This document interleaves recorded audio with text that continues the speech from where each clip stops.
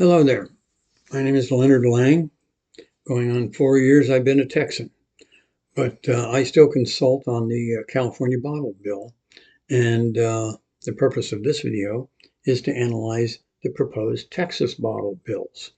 Uh, my background is I was involved with the California program since 1987 when it began. Uh, my company assigned me to track legislation and regulation as it evolved over the program's life. Uh, Within just a few short years, we became the biggest recycler of containers in California and the second largest in the country, biggest west of the Mississippi. Uh, I know the system. I know the process in California. Uh, in Texas, we have two bills that were introduced. One by Senator Johnson from the Dallas area. He's a Democrat, and that's SB 728. We also have HB 2048 by Representative Lujan, Republican from down in the San Antonio area. So right now we have a Democrat and a Republican introducing the same bill, same language. It's very short, it's 8 pages. It's more about what it doesn't say than what it does say. Very little structure, and that's its first problem. It combines two different models from California. One is the redemption model where you pay a fee on your containers, and if you recycle that container or any containers, you'll get the fee back. If you throw it away and somebody else picks it up and recycles it, they get the fee. If you donate it to your curbside program, they get the fee. So there are ways to get the money back that has been paid as a redemption fee. Redeeming, that's the key. Then it creates a consortium. Now, the consortium is a new term.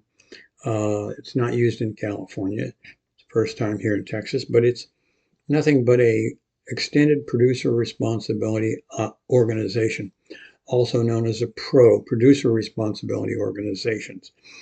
These have been used in California for mattress recycling, for carpet recycling, and it's been thrown into a bastardized manner into the bottle bill just a year or so ago in SB 1013.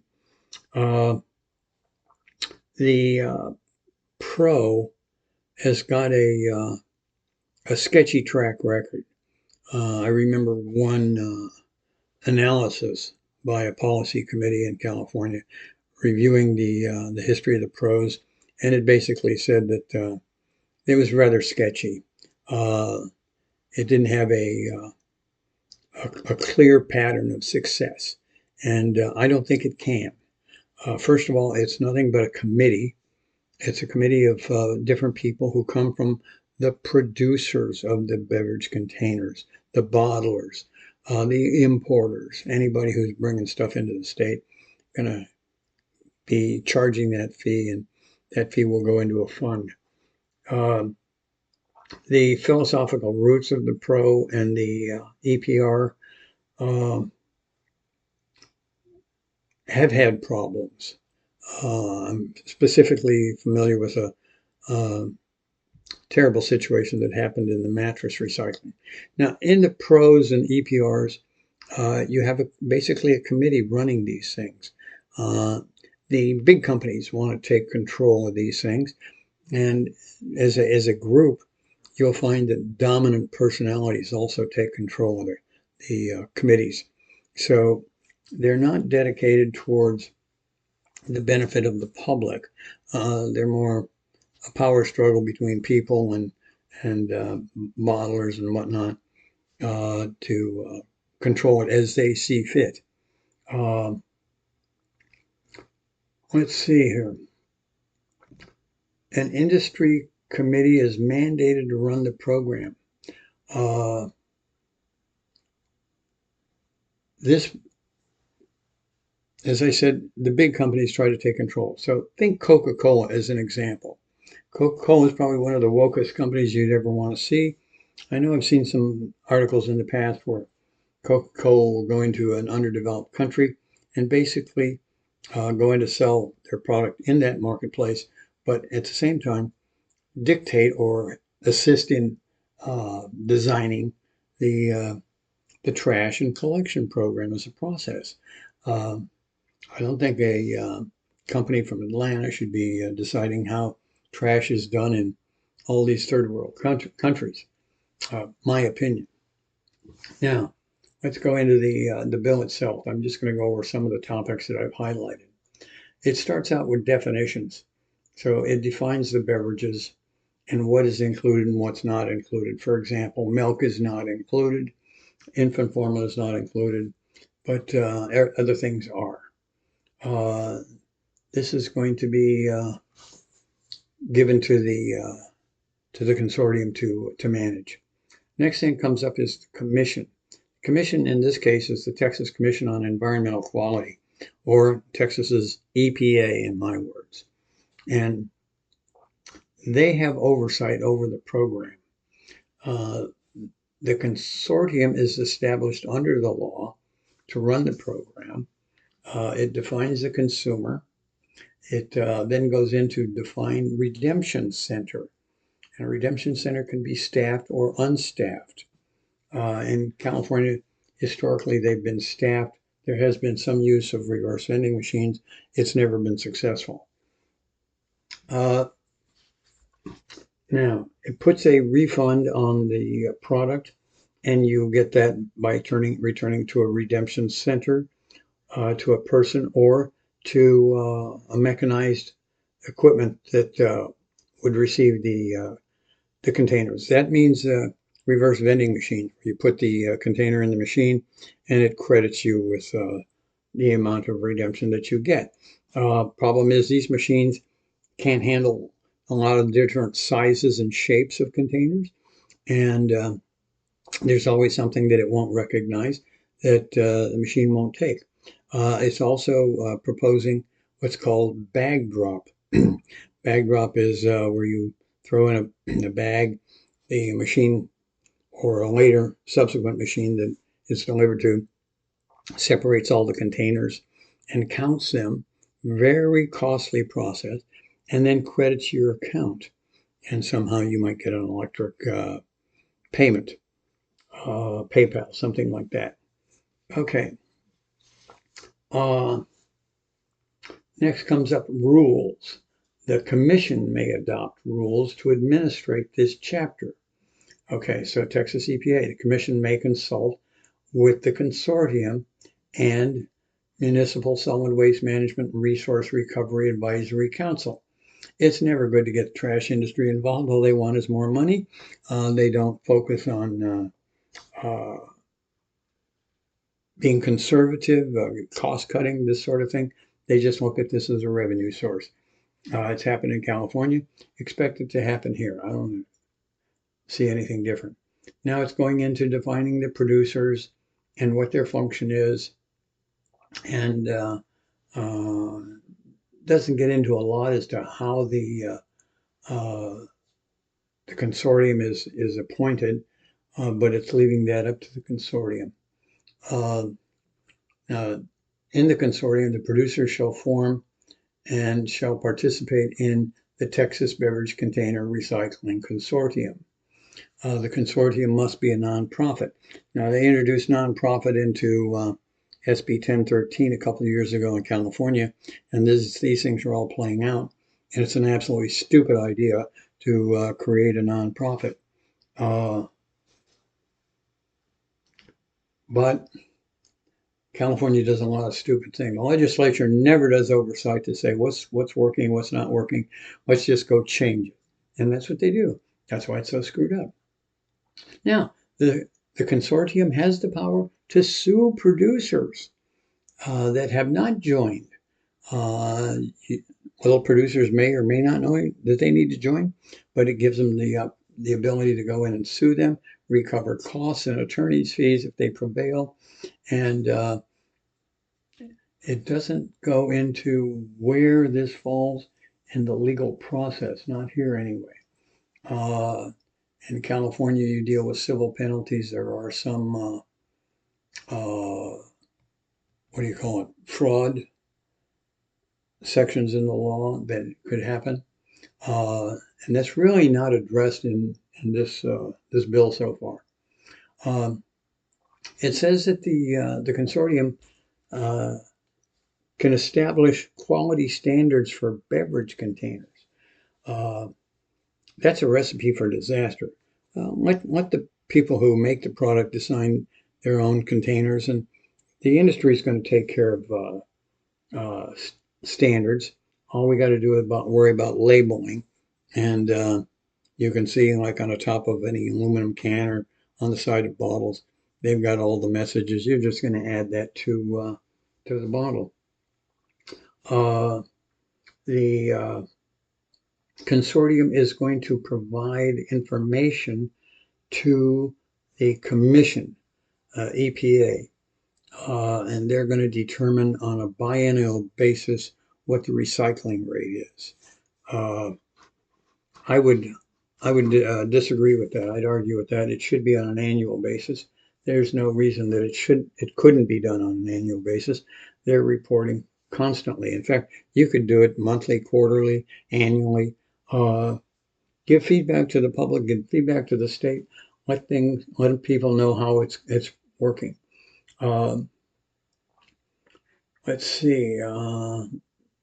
The goal of the recycling rate is 75%, but that's not due until 2035. Now, once the consortium is created, they're going to be managing the funds that come in. They're going to collect these deposits. They're going to choose a bank. They're going to be entrusted with this money. One of the things that they can spend the money on is the construction, operation, and maintenance of redemption centers. That's a real stupid idea. You have recycling companies, businesses out there. It may not be enough, but these are the people who know the business, and they should probably be the first ones to get consulted, and get involved. The consortium is also in charge of the technology that's used for redemption. It's better to let the recycling centers choose their own technology. This is way too much control over small business enterprises that need flexibility. And you want, if you're going to impose standards, you want performance-based standards, not prescriptive standards. Give as much flexibility to business as you can. So they can spend money on leasing agreements. They can spend money on the construction and operation and maintenance of redemption centers. Now you're paying to get local governments involved. That's not a good idea either.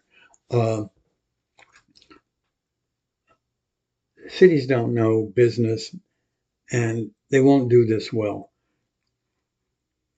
Then they'll reimburse local governments for operating a redemption center. It doesn't say whether it would reimburse a private business, private recycler, for their costs, and that's an issue here. In California, the containers that don't pull their weight, don't cover their costs, are plastic. Glass is about a wash. There are a number of oddball plastics that don't cover their costs. And one that does, HDPE. It's not used that much. PET, the clear plastic, doesn't really pull its weight, and nobody makes it do that in California. So now the consortium is also in charge of labeling standards and determining the deposit required, whether it's going to be 5 cents, 10 cents, quarter, whatever. The consortium's involved. I don't see any opportunity for the public to weigh in and give their voice and agree or disagree. And the question is, will the receiver participate in these labeling and deposit standards. The receiver would be the recycling center. I don't see it. That's why I say it's more about what's not here than what is here. Nobody can sell a beverage unless there's a deposit collected on it. The consortium is in charge of establishing an efficient, convenient, and cost-effective procedures for the collection and recycling of these containers. There's no guarantee that this consortium will know what the hell it's doing and be able to do something. They're not in the business. They might think they are, but they're not. And in California, I want you to know the industry has completely ignored this to their own detriment. So I don't know what's going to happen here in Texas. I've reached out to a few recyclers. They all have their own opinion on reality and aren't interested in mine so far. So maybe this video will get to them. Anyway, we got the biennial recycling rate. Again, I say do it annually. They're looking for 75% goal to be achieved by 2035. If this is any good, it'll do it in 2 or 3 years. You don't have to wait for 2035. So I disagree with the date for the goal, along with a number of other things. But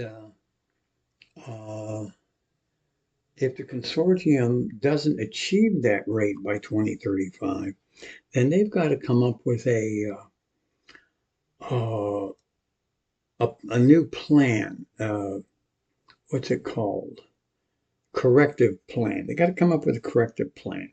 And that plan is going to have to be approved. Now, who's going to approve it? Is it going to be EPA? Is it going to be the comptroller? They both have oversight over this program, but that oversight isn't really defined, and that's a problem. So, if they're not achieving their goals, though, it shows that the comptroller can freeze the funds, and that basically bring this whole thing to a halt. And you can't run an operation with having your cash cut off, but that's the problem with getting government involved in private functions. Now, the commission may audit the consortium for accuracy. The consortium shall reimburse the commission for their work for auditing. Probably the same way with the comptroller, should be. But the EPA, Commission on Environmental Quality, shall adopt rules for implementation of Chapter 375 under Health and Safety Code, as added by this act. Those rules can be adopted in the manner provided for by law and for emergency rules. Now, in California, you have regulations and you have emergency regulations. And in the beginning of the California program, they did not put a sunset on the use of emergency regulations. They knew the program had to get started, so they gave the department, the new agency, the Division of Recycling, plenty of time to adopt permanent regulations, but they never put a sunset. They never limited the amount of time that emergency regulations could be adopted. In California, there's no way to, almost virtually no way to stop bad regulations if they're adopted on an emergency basis. So I assume that that's probably the same here. And in California, if regulations are adopted properly, then they have a 180-day limit on the use of emergency regulations. So they can adopt them, but they got to get going quickly to adopt permanent regulations. And that gives the regulator the opportunity to weigh in, say this is good, this is bad. And there's an arbitrator who looks at those comments and say, the state is required to follow certain procedures. And if you're commenting on they're not following those procedures, they've got to fix it. They've got to adapt to your understanding of the policies as long as you're correct. And in California, there's very few people who understand that process. Even lobbyists. Attorneys don't study it in school, it's a real problem. So knowing rulemaking is going to be important here. Now, I've got a copy of the Texas APA. I think it's about 90, 100 pages. I'll be reviewing it. I know it will be different than California, but it's going to be important because it's going to define how things are adopted into these programs. Uh, let's see. It's supposed to state one part of this takes effect January 1st, 2028, except as provided act effect September 1st, 2025, and other section is going to take effect October 1st, 2028. So I'm going to have to review those. The way it's written is a little confusing to me, but that's one of the problems with this. What's not in here? In California, there's a tremendous amount of fraud in the program, and that fraud doesn't have to be there. The fraud is there because of complete mismanagement by the bureaucracies. In this case, it's CalRecycle, number one, who has a contract with the Department of Justice, Cal DOJ, and they give them instructions. And how can I say it? CalRecycle is filled with idiots, especially in the legal department. They've never liked me, so I don't like them either.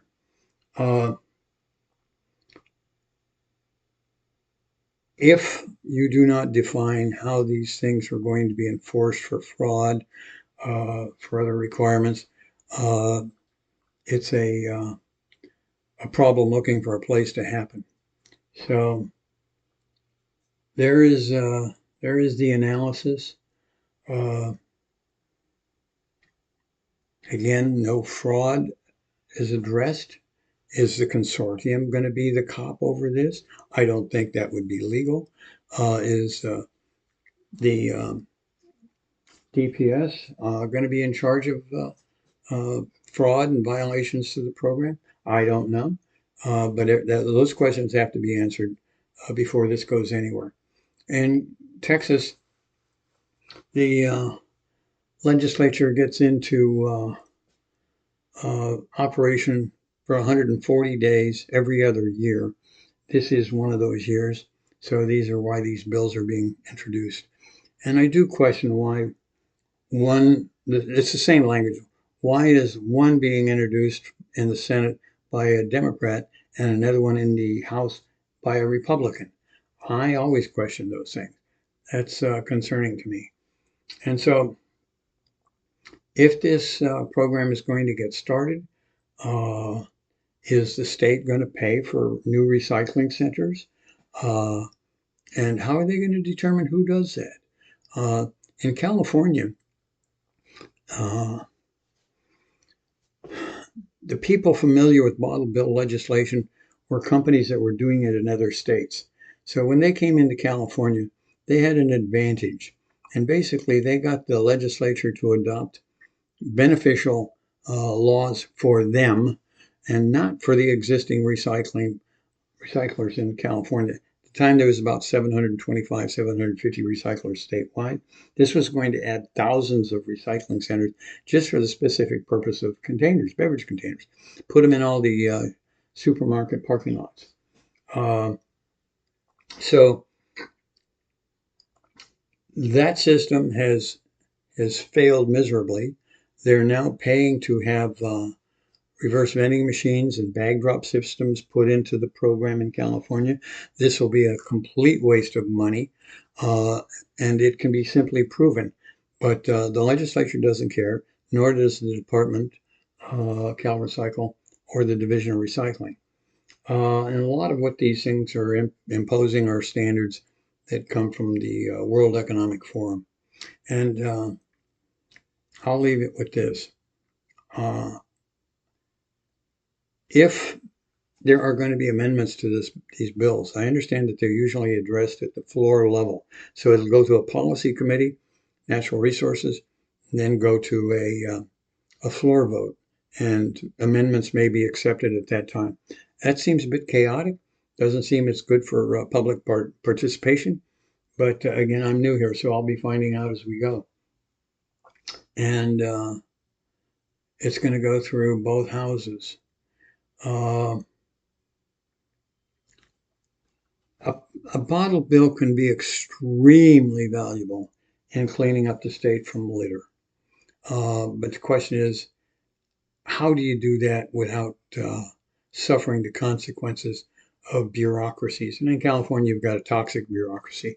We can speak to that in future videos, and I will. But for right now, this is the Texas program. Too many holes in it, not enough clarity, and not enough structure. So at this point in time, I would recommend a no vote unless amended. And I have to see the amendments and know those amendments. We'll go from there. I thank you, and I hope this video was helpful. Take care.